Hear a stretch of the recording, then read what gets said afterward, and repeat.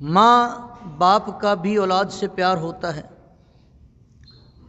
دوست احباب کا بھی پیار ہوتا ہے، عزیز رشتہ داروں کا بھی پیار ہوتا ہے۔ ہر ایک پیار کا ایک مقام، ایک منصب ہے، ایک مرتبہ ہے۔ مثال کے طور پہ والد بے شک بے لوث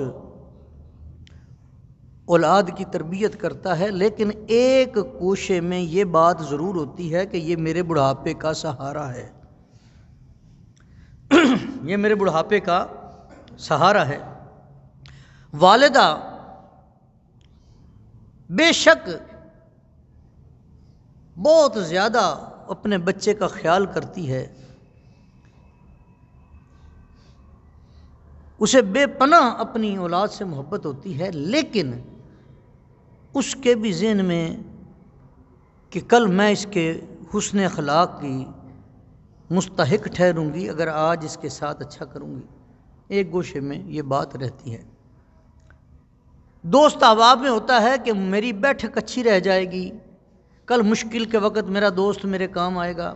عزیز رشتہ داروں میں بھی اس طرح ہر ایک کے پیار میں کہیں نہ کہیں کوئی نہ کوئی گوشہ ایسا ضرور نکل آتا ہے۔ فرمایا ایسا پیار نہیں کرنا،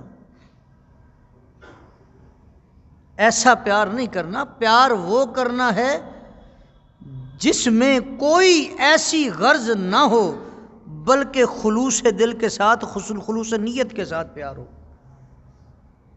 یہاں پہ اس پیار کا حکم ہے۔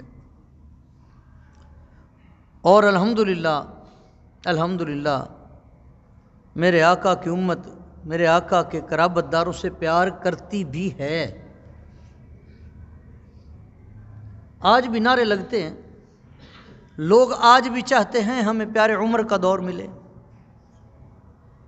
آج بھی لوگ چاہتے ہیں کہ مولا علی پاک کی ہمیں نسبت مل جائے، امام حسن اور امام حسین کے ہم غلاموں میں شمار ہوں۔ آج بھی، آج سے 1450 سال پہلے